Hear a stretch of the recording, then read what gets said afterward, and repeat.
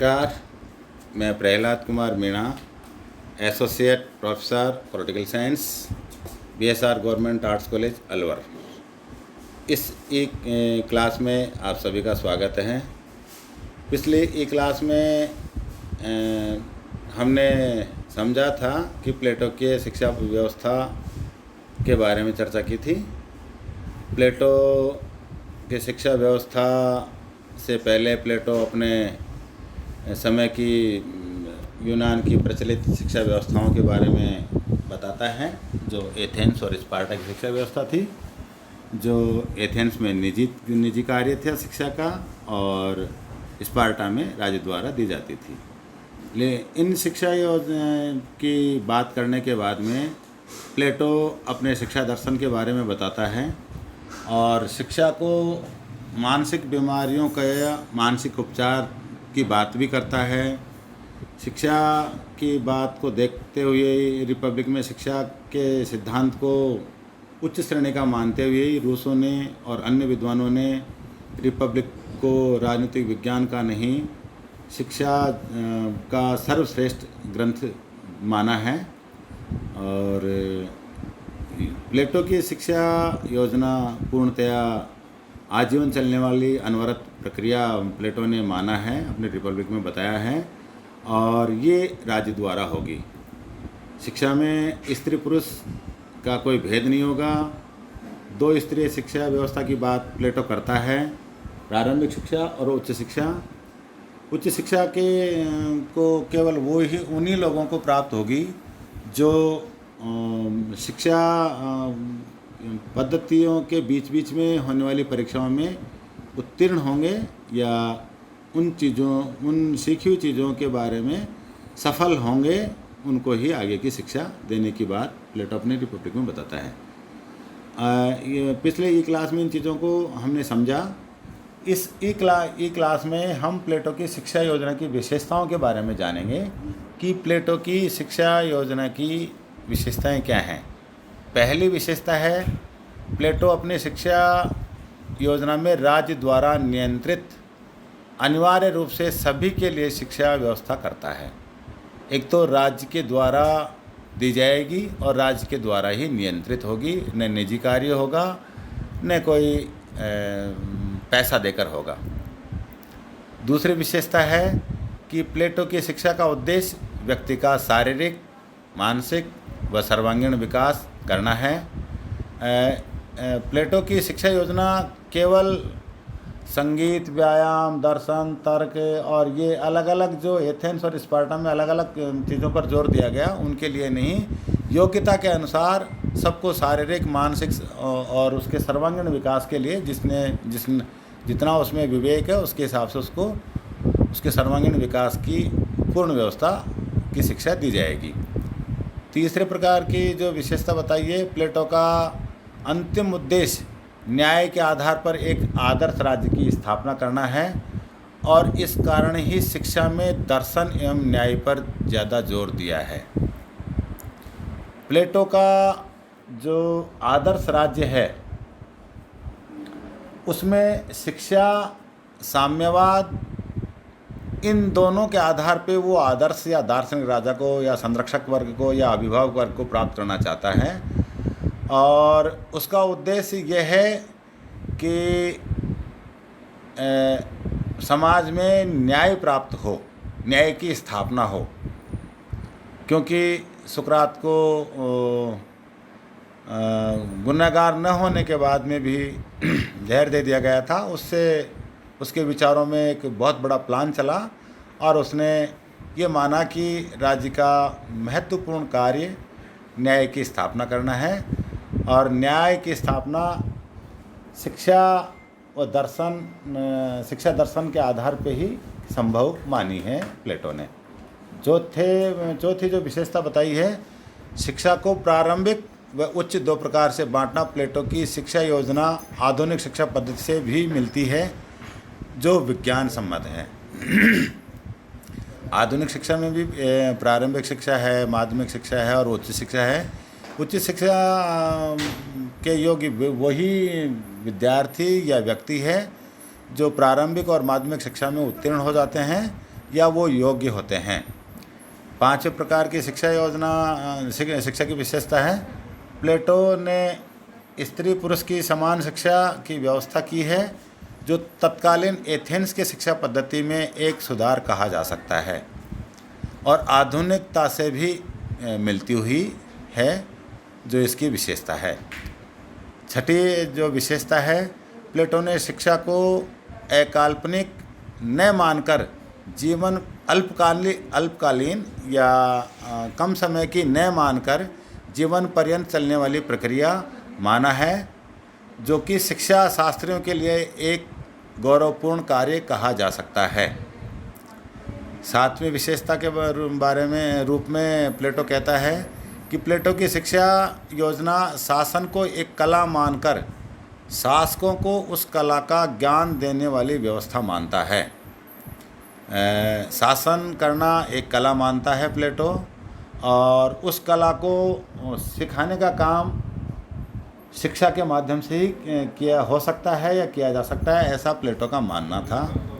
प्लेटो की शिक्षा आठवीं जो विशेषता है, अंतिम विशेषता के रूप में जो बताया गया है, प्लेटो की शिक्षा पद्धति की महत्वपूर्ण विशेषता यह है कि न केवल उसने शिक्षा योजना का प्रारूप तैयार किया, अपितु अपने द्वारा स्थापित शिक्षा अकादमी में इस प्रकार की शिक्षा देने की व्यवस्था भी प्लेटो ने अपने शिक्षा अकादमी में की थी।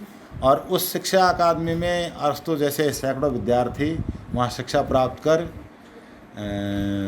निकले और अपना आगे चरित्र और राष्ट्र का निर्माण किया।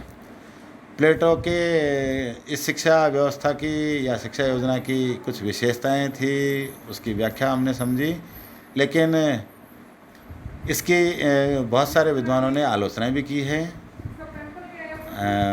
आलोचना से पहले हम उसकी योजना का महत्व थोड़ा सा 2 लाइन में हम समझ लें, फिर आलोचना के बारे में करेंगे। शिक्षा का जो महत्व हम 2 लाइन में बता सकते हैं, सार रूप में बता सकते हैं। बहुत सारी आलोचना और कमियों के बावजूद भी प्लेटो की शिक्षा योजना अनेक दृष्टिकोणों से स्पष्टतया आधुनिक लगती है। शिक्षा के संबंध में न केवल उसने योजना प्रस्तुत की, अपितु अपने द्वारा स्थापित अकादमी में इसे कार्य रूप भी दिया और बहुत सारी कठिनाइयों के बाद में अपने शिक्षा योजना को अपने शिक्षा अकादमी में चालू किया। अब आलोचनाओं में हम बता सकते हैं, बताया है कि सभी वर्गों के लिए, पहली जो आलोचना की गई है, सभी वर्गों के लिए शिक्षा की व्यवस्था नहीं है। प्लेटो ने अपनी शिक्षा योजना में प्रारंभिक शिक्षा के बाद उत्पादक वर्ग के लिए किसी औद्योगिक शिक्षा देने की व्यवस्था नहीं की तथा सैनिक वर्ग व प्रशासन वर्ग के लिए ही संपूर्ण शिक्षा की व्यवस्था करता है। ये पहली आलोचना के रूप में कहा गया है। सेबेन ने भी इसी प्रकार कहा है कि प्लेटो की शिक्षा योजना का यह सबसे गंभीर दोष है, क्योंकि केवल आदर्श शासकों से ही किसी देश का कल्याण संभव नहीं है। दूसरे जो आलोचना की गई है, इसमें कहा गया है कि इसमें साहित्य की उपेक्षा की गई है और केवल गणित विषय पर ही ज़्यादा फोकस किया गया है, ज़्यादा जोर दिया गया है। प्लेटो ने अपनी शिक्षा योजना में सारा ध्यान गणित विषय पर ही रखा है, साहित्य पर बहुत कम ध्यान दिया है, जिसे उचित नहीं कहा जा सकता। साहित्य जीवन का दर्पण है और मानवीय भावनाओं को विकसित करने में साहित्य का बहुत अधिक महत्व होता है। तीसरी आलोचना के रूप में लोगों ने कहा है कि शिक्षा पद्धति अत्यधिक लंबी है व अत्यधिक खर्चीली भी है। ये बात सही है कि प्लेटो जीवन पर्यंत चलने वाली शिक्षा योजना की बात करता है। प्लेटो की शिक्षा दर्शन बड़ा लंबा व खर्चीला है। इतनी लंबी शिक्षा का लाभ उठाने का उत्साह बहुत कम लोग ही कर पाएंगे और उसका लाभ भी बहुत कम लोग ले पाएंगे। व्यवहार में इस प्रकार की शिक्षा का लाभ प्रतिभा संपन्न व्यक्ति नहीं, अपितु धनवान लोग ही इसका लाभ प्राप्त कर पाएंगे, ऐसा आलोचना में बताया गया है। चौथे प्रकार की आलोचना में बताया गया है, चौथी आलोचना में शिक्षा व्यवस्था सैद्धांतिक अधिक और व्यवहारिक कम है। प्लेटो ने शासकों के लिए जिस प्रकार की शिक्षा व्यवस्था की है उसे व्यवहारिक रूप में शासकों द्वारा प्राप्त करना कठिन है। 35 वर्ष तक की आयु तक केवल शिष्य बने रहने वाला व्यक्ति में प्राय नवीन कार्यों को करने की तथा उन्हें समझने की जो इच्छा होती है वो बहुत कम हो जाती है या उनका उत्साह बहुत कम हो जाता है। वह गुरु पर इतना निर्भर हो जाता है कि वह श्रेष्ठ शासक नहीं बन सकता, वो केवल गुरु पर ही निर्भर हो जाता है। 5वीं आलोचना के रूप में बताया गया है कि प्लेटो की योजना में अंतर्द्वंद है। प्लेटो एक शिक्षा द्वारा एक आदर्श राज्य की स्थापना करना चाहता है और दूसरी ओर शिक्षा को राज्य द्वारा नियंत्रित मानता है। अतः यह स्पष्ट नहीं है कि कौन किसको नियंत्रित करेगा। आदर्श राज्य की स्थापना शिक्षा द्वारा मानते हैं और शिक्षा को राज्य के नियंत्रण में मानते हैं। तो ये थोड़ा सा अंतर्द्वंद है कि कौन किसको नियंत्रित करेगा, ये स्पष्ट नहीं है। छठी जो आलोचना की गई है, प्लेटो की शिक्षा योजना शरीर को आत्मा के पूर्ण नियंत्रण व अनुशासन में रखने का समर्थन करता है तथा शरीर की इंद्रियों और आत्मा को अलग अलग मानता है, परंतु इन दोनों के बीच स्वाभाविक रूप से कोई अंतर नहीं माना जा सकता। प्लेटो की शिक्षा योजना की जो 7वीं आलोचना नंबर 7वें पर जो आलोचना की गई है वो ये बताया गया है कि प्लेटो की शिक्षा योजना का जो मुख्य उद्देश्य आदर्श राज्य का निर्माण करना है, जो कि इस शिक्षा योजना द्वारा सफल होना मुश्किल है, क्योंकि इसको प्राप्त करने के लिए एक अंतर्दृष्टि की आवश्यकता होती है जिसका संबंध व्यक्ति की क्षमता या योग्यता से होता है।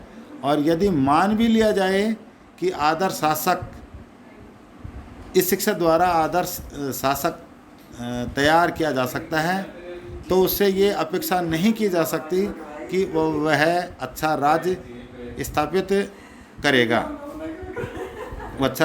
करेगा, क्योंकि वह अपना सारा ध्यान अंतिम सत्य की ओर लगा देगा, क्योंकि उसमें दार्शनिक गुण ज़्यादा और शासक के गुणों का शायद अभाव आलोचनाओं के रूप में माना है।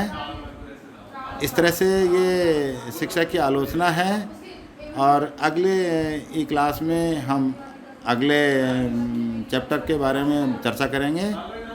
तब तक के लिए धन्यवाद। घर में रहें, सुरक्षित रहें और घर पर ही रहकर अपनी तैयारी करें। धन्यवाद।